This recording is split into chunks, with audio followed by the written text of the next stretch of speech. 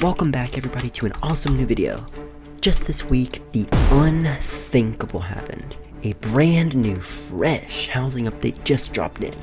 So many new features that we, as a community, have been asking for years that finally came.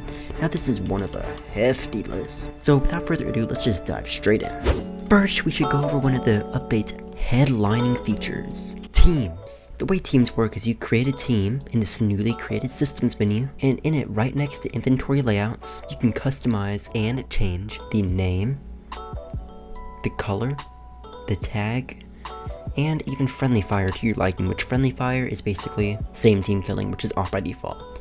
Now after you've created your teams, which I currently have two, a red and a blue, they will not be visible in chat or the player list. So to fix this, you go to team settings, edit prefixes and suffixes, and you can do chat prefix of team, which is what I have it set to. If you also want the player list to be team, right now it's Hypixel rank, and the player list is what you see when you press tab. Like when you press tab, do you want the players to have their rank displayed or their team? There's also more team settings, including the balancer method, party teams, and a team chat, which team chat is less self-explanatory because with team chat you have a /shout command where you can shout to all teams, and without that you are only talking to your own team. So if you're on the red team, all you do is talk to the red, but if you're on the blue team, you're just talking to blue. But be careful, there is a new /chat spy command, so if someone has the right permissions and sees your chat, it can be game over for you. Last but not least in the whole team setting is team stats, which is a whole separate limit from player and global stats. As you can see with /limits, they're brand new, and you have a whole 200 new team stat keys to use.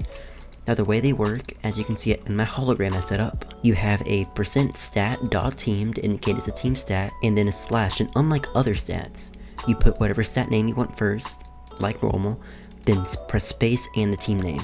Now what this does is you can have the stat name be kills, just kills for every single team, but the team name is red, so it'll define it in the red team kills. And as you can see, team kills blue is also called kills, but it's in the blue team, yet it's a different number. And using the brand new set player team action, you can reset it. Ignore that. And as you can see, I have no team. Anyways, let's see this in action.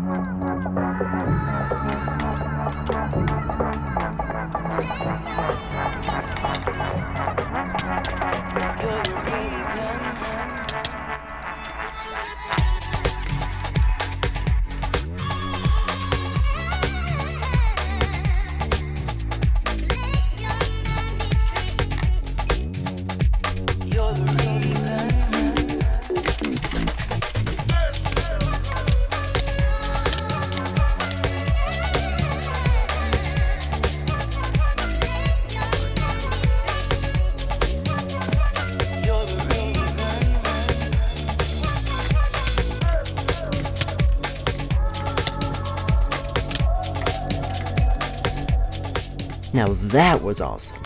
But now we got a bunch of gold that we just absolutely have to spend. A couple days ago, or a week ago, since it took me way too long to upload this video, you would have had to have a separate button /NPC for each item.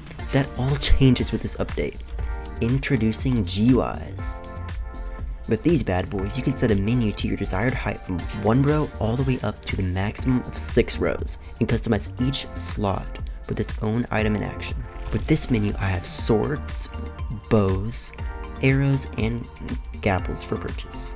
I made it so each item on display has its price, but when you right click it, it gives you an item without the lore that says the price. That way, because you do not need a sword that says the price, because you've already bought it, it makes no sense. And I made that with the brand new advanced lore system, where when you add a line, it now has a chat message. You can still do blank lines, but now you can do a lot longer lines. This even goes off my screen, like look at that. I forgot to mention, display a menu, it's as easy as a single display menu action. And actually add actions, all you have to do is go to systems, custom menus, go to the menu. You can of course change the menu size as I mentioned earlier, edit menu elements, and all you do is left click to edit actions, and then right click it to change the item to whatever you want.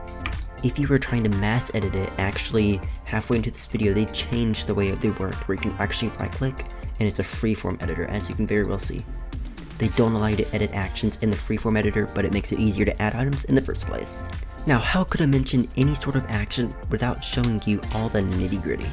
There is a set player team, change team stat, display menu as mentioned earlier, and a close menu when you're actually editing a menu action, and finally a balanced player team, which auto puts a player on a team just as we mentioned earlier with teams. There's also one more thing that we've asked for years, but we'll get into that in a moment. They did not only add new actions, but improved an existing one, play sound. It got an overhaul with the addition of volume and location. And you can now search through the big giant list of sounds they have and do any sound you want. So if the sound isn't in the list, you can look online for 1.8.9 sound IDs and type it in here and play it, including the cave sound. And the search I mentioned earlier has been added to many more menus throughout, including the housing menu, functions, and more. Last but not least is the give item. It has two more options, which is inventory slot and replace existing item. Specific inventory slot, you can select which one to give it into, in a hotbar or inventory, and if it's used or not, you can tell it to replace it or not. Oh, and stats can finally be changed directly inside of item editor actions. Permissions, something that has been sitting in the dust for ages. Well, this is going to be a mouthful. First is lever usage, then a bunch of individual item toggles, including mailbox, egg hunt, TP pad, launch pad, action pad, hologram, NPC, stat leaderboard, trash can, and biome stick, as well as the action pad. And yes, the non-owner can now access the biome stick. Then some that can literally give somebody else owner of the house, including team chat spy, edit regions, edit scoreboard, edit event actions, edit commands, edit functions, edit inventory layouts, and edit custom menus, as well as edit teams. And team chat spy, as mentioned earlier, can see all team chats. Now earlier I talked about an action that we have wanted for a long time and is finally here. Now this is the delay action. I'm going to walk over here across these action pads, which have no global delay, which means I can walk on this one, and it won't delay between action pads finally, to this little delay thing. So if I right click this action button, it'll say hello, I am A, and then wait a second after it takes a breath. And as you can see, it still sent a message. And how we did this, we added a pause execution for 20 ticks, 20 ticks, and then a whopping 100 ticks, which 1 second is 20 ticks, so 100 ticks would be 5 seconds. And you can just use this basic calculator or mental math to figure that out. With this also came some spicy new event actions, including player drop item, player pickup item, player change out item, player toggle sneak, player toggle fight, and a cave sound just played. Great. And also each with its own exclusive conditionals. Player drop item has an is item, player pickup item has is item, player change out item also has an is item, and that's about it on exclusive conditionals. Not only event action exclusive conditionals were added, also came required team, team stat requirement, and player flying. Now, there are many more awesome features in this update, not only the headliners that I've previously mentioned.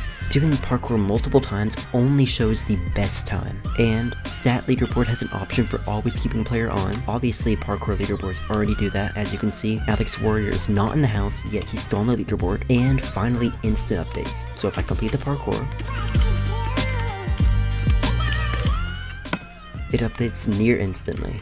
And this next one is huge. In a function, which are again found in the systems, you can now trigger them every single tick. So if I send a chat message, if I right click to edit and go to automatic execution, 1 second is 20 ticks. I'm gonna set it to 10 ticks, so it'll trigger. And as you can see, I have no poison, yet it's triggering it. So no more poison loops ever in Hypixel housing. If there is ever a way in which the function loop will not work yet poison loops work better, tell me in the comments below, because I'd like to hear your thoughts on that. Some other additions are new themes, which this theme I have right here is one of the new awesome themes. And as normal, they are available on the themes page, and you can find them in mystery boxes or buy them from Mystery Dust. Now there's 4 total purchasable housing slots with gold. This can cost up to $40 if you buy individual gold packs. So if you plan to be a housing creator, make sure to go ahead and buy the gold in bulk to save money, because Housing Plus is also another purchase you're going to want to make. Back over here is some new game rules. including cosmetic pets, cosmetic particle packs, and cosmetic cloaks. And when you're close to spawn, they no longer show. Another reason to customize your slash set spawn, which in a couple housing updates ago opened up to people that are not only VIP, but no ranks can now use it. There is a new slash setting. You can globally disable the jukebox, so no matter what house you go in, if this is disabled, you won't be rickrolled anymore. And there's brand new commands including slash event actions, slash clear global stats, and slash toggle music. And slash event actions pretty much clears up the issue where you cannot use commands to go to menus. All of them are available. And toggle music basically is the jukebox, but without going to settings. And clearing global stats, I'm pretty sure that was available for regular stats, but not global. And pretty much every menu is searchable. And there's 2 more placeholders. And like the stat.team one we talked about, there's also house.players, which is basically the total player count. It isn't guessed, but it's players, which takes into account the owner, and visiting rules, which shows the visiting rules, which used to, the only way this was possible was through the default way it did it, but now you can customize the colors and everything when you make a custom message with the placeholder. Another very useful cosmetic feature is that your cloaks hide after so long. This can help reduce lag and make a better experience for all of your guests. Visit myself, as you can see I'm in this tutorial house, and now when a house is active and the server's up, it will now be glowing. And if I right click it, you can see there's a ton of new icons.